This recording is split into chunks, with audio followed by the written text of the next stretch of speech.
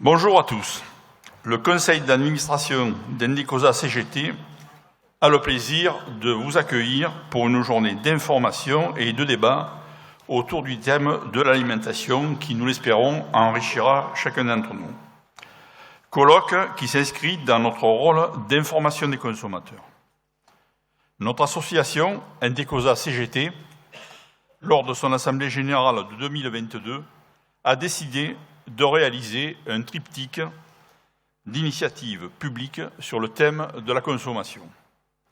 L'alimentation en 2023, c'est-à-dire notre initiative d'aujourd'hui, l'économie numérique et la consommation en 2024, la consommation collaborative en 2025. L'alimentation a toujours été un enjeu majeur pour toutes les sociétés, quelle que soit l'époque. Le système alimentaire évolue en fonction des soubresauts de l'histoire, de l'évolution de la société et de l'économie capitaliste. Nous sommes dans une période de forte instabilité alimentaire. Le conflit entre la Russie et l'Ukraine a mis au grand jour la dépendance de quasiment tous les pays, dont la France, face à un marché mondial des productions de base éclatées. Cela interroge les systèmes alimentaires mondiaux qui menacent la stabilité des sociétés. En France, 7e puissance économique mondiale, près de 12 millions de personnes vivent sous le seuil de pauvreté. La précarité alimentaire, elle, touche officiellement près de 8 millions de Français. Les progrès techniques dans les domaines de la conservation des aliments, du stockage, de la distribution, du froid, du conditionnement, les connaissances biologiques sur les transformations des produits pouvaient laisser penser que les questions sanitaires seraient aujourd'hui parfaitement maîtrisées en ce XXIe siècle. Or, les multiples crises que nous avons connues, vaches folles, les contaminés de Lactalis, les chocolats Kinder, etc., les cultures intensives avec la destruction des sols, l'utilisation massive des pesticides, d'herbicides, l'élevage intensif et ses conséquences sur la qualité des nappes phréatiques, la rupture des chaînes du froid dans la distribution, etc., démontrent que le chemin est encore long vers une sécurité sanitaire alimentaire efficiente. C'est dans ce contexte que la France prend, enfin, l'initiative de mettre en place une stratégie sur l'alimentation. Il nous a donc semblé pertinent d'interroger cette future stratégie et d'évaluer ses objectifs, ses aspects positifs, ses insuffisances, quels moyens sont mis en œuvre pour réaliser les axes proposés et enfin, correspondent-elles aux besoins de notre nation et des citoyens. Nous avons structuré notre colloque autour de 3 thématiques suivantes. Premier temps, la stratégie nationale pour l'alimentation, la nutrition et le climat, la SNANC. Deuxièmement, la nutrition, avec une focale essentielle sur le Nutri-Score, et enfin sur la précarité alimentaire. Qu'en était-il jusqu'à ce jour des politiques sur l'alimentation ? Les politiques publiques sur l'alimentation ont évolué depuis une vingtaine d'années.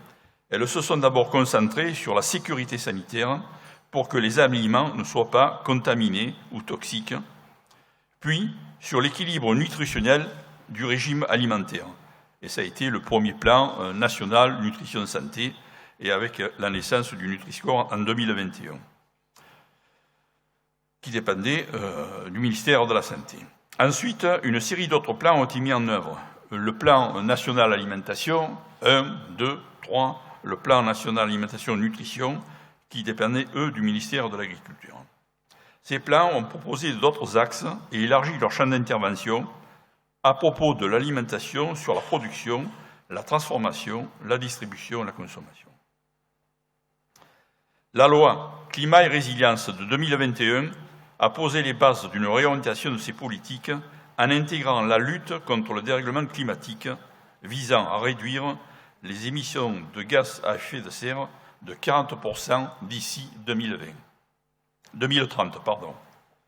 mais aussi en proposant des mesures ciblant une alimentation plus durable. Ces politiques publiques s'orientent désormais explicitement vers l'objectif que l'alimentation ne nuise pas à la planète.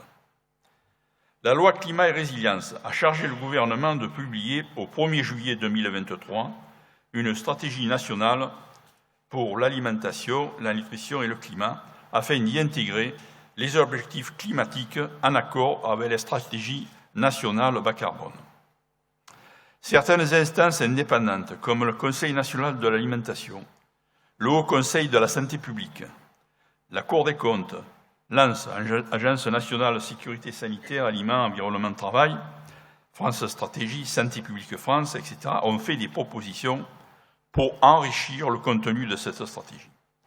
103 organisations, dont Indecosa CGT, se sont adressées en mai à la Première ministre en appelant le gouvernement à résister à la pression de certains lobbies agricoles et agroalimentaires et à suivre les recommandations partagées par les scientifiques et la société civile pour que cette stratégie nationale soit à la hauteur des enjeux écologiques, de justice sociale et de santé publique dans l'intérêt des citoyens et citoyennes et des générations futures. Les lignes de force de cette stratégie systémique en préparation sont d'apporter des réponses à l'ensemble des avis qui ont été proposés, comme la promotion des modes de production durables dans tous les leviers de la chaîne alimentaire, la préservation de la santé des consommateurs, la lutte contre la précarité alimentaire, l'information du consommateur, la lutte contre le gaspillage alimentaire, la préservation de l'environnement, thématiques que nous retrouvons dans l'avis des organisations citées précédemment. Stratégie qui devait être publiée en juillet de cette année. Or, à ce jour, le processus d'élaboration de celle-ci n'est pas terminé.